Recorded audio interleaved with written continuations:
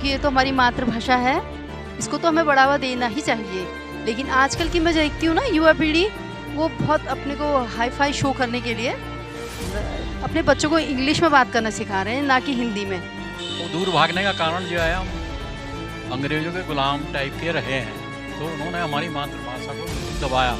नमस्कार, स्वागत है आपका JJN न्यूज़ में और मैं हूं आपके साथ वैशाली शर्मा। हिंदी का महत्व बढ़ाने और हर क्षेत्र में हिंदी भाषा को बढ़ावा देने के लिए हर साल 14 सितंबर को हिंदी दिवस मनाया जाता है, जिसकी शुरुआत सबसे पहले 1953 में हुई थी। आज का दिन वाकई हर भारतवासी के लिए गर्व का दिन है। तो चलिए बात करते हैं हल्द्वानी के लोगों से और जानते हैं कि उनकी क्या राय है अपनी राष्ट्रभाषा के लिए। नमस्कार सर। नमस्कार। आपका नाम? मेरा नाम ओम प्रकाश त्रिपाठी।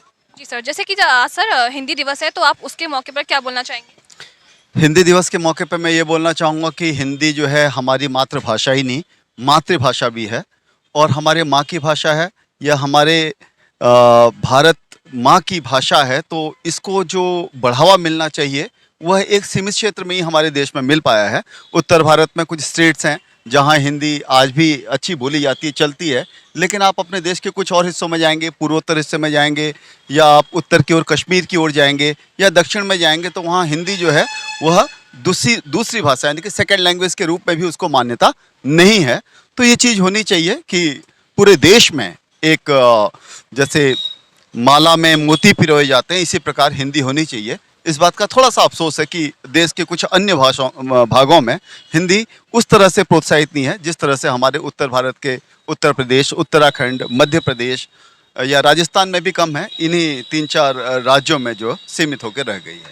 सर जैसे कि अब कहीं-कहीं देखा जाता है कि इंटरव्यू में इंग्लिश की जो लैंग्वेज होती है उसको ज़्यादा इम्पोर्टेंस दिया जाता है कि मतलब कहा जाता है कि अगर इंग्लिश आती है तो ही पढ़े लिखे हैं, तो कहीं न कहीं हिंदी की जो भाषा होती है उसको थोड़ा-सा दबाया जाता है, तो आप उसके लिए क्या बोलेंगे? बिल्कुल, आज भी जो है अगर आप सभ्य समाज में लोगों को जो संस्कारी अपने को समझते हैं, तो उसमें अंग्रेजी को बहुत ज़्यादा महत्व देते हैं। इंटरव्यूज़ में बड़े-बड़े पूछा जाता है। लेकिन एक अच्छी बात यह है कि खासकर जब से नरेंद्र मोदी जी आए हैं, हम देखते हैं कि अपने देश से बाहर भी जाते हैं, जहां हिंदी को नहीं समझा जाता है, तो उन्होंने इसकी प्रोत्साहना के लिए UN में तक उन्होंने जो है हिंदी में जो है स्पीचेस दी हैं, सभी जगह देते हैं। तो इससे थोड़ी सी माहौल बना है, लेकिन फिर भी मैं कहूँगा कि एक सीमित क्षेत्र में ही ये माहौल है। उत्तर के एक बीच वाले भाग में इसको और ज़्यादा बढ़ावा देने के लिए हमें बहुत सारे राजकीय कार्यों में हिंदी को अनिवार्य करना होगा। हाँ, आपका नाम? मेरा नाम लीला भंडारी। मैम आज हिंदी दिवस है, तो आप क्या बोलना चाहेंगी इस मौके? हिंदी दिवस है, ये तो बहुत गर्व की बात है हमारे लिए, हमारे देश के लिए, क्योंकि ये तो हमारी मातृभाषा है, इसको तो हमें बढ़ावा देना ही चाहिए। लेकिन आजकल की मैं देखती हूँ ना युवा पीढ़ी, वो बहुत अपने को हाई-फाई शो करने के लिए अपने बच्चों को इंग्लिश में बात करना सिखा रहे हैं, ना कि हिंदी में। वो सोचते हैं हमारा अपमान हो जाएगा अगर हमारे बच्चे हिंदी में बोलेंगे। तो इसलिए मैं कहती हूँ युवा पीढ़ी के लिए भी मेरा संदेश है कि इंग्लिश तो आप सीख ही जाओगे, वो तो आपके अंदर का योग्यता है। आप हर भाषा सीख सकते हो, लेकिन जो अपनी मातृभाषा है उसको जन्म से ही बच्चे को सिखाना बहुत ज़रूरी है। नमस्कार सर। हेलो। जैसे कि आज हिंदी दिवस है, तो आप क्या बोलना चाहेंगे? हिंदी दिवस में जैसे कि हमारे इंडिया में बहुत से ऐसे यंग लोग हैं जिनको मतलब इंग्लिश की तरफ ज़्यादा डाइवर्ट हो रहे हैं, और हिंदी हमारी कहीं ना कहीं जो है हमारी मदर टंग है, और वो कहीं ना कहीं दब रही है इन चीज़ों के बीच में। तो ये है, हिंदी का आजकल हम देख रहे हैं कि बहुत कम यूज़ हो रहा है। मोस्टली लोग इंग्लिश बोलना ही पसंद करते हैं। नमस्कार। ये मैम। नमस्कार। सर आपका नाम? तिलक चंद्र। सर आज हिंदी दिवस है, तो आप क्या संदेश देना चाहेंगे? मैं तो यही कहना चाहूँगा कि उत्तराखंड में जैसे देवभूमि है, तो ज़्यादा से ज़्यादा हिंदी यूज़ हो, और करते भी हैं लोग। हमारे न्यायालय वाले क्षेत्र में तो सब हिंदी यूज़ होती है, लेकिन जो ये हमारे और ये प्राइवेट सेक्टर है, यहाँ अंग्रेजी को ही बढ़ावा दिया जा रहा है। मतलब ये घर वालों को भी सोचना चाहिए कि यार आप अपने बच्चे को किस तरह से पढ़ा रहे हैं। तुम इंग्लिश में पढ़ाओ, उससे कोई दिक्कत नहीं है, लेकिन कहीं न कहीं बच्चे को मतलब अपनी मातृभाषा का ज्ञान होना चाहिए। नमस्कार, आपका नाम? मेरा नाम PC पंत है। सर आज हिंदी दिवस है, तो आप उस मौके पर क्या बोलना चाहेंगे? अब हिंदी दिवस है तो बहुत अच्छी बात है, और मातृभाषा है हमारी।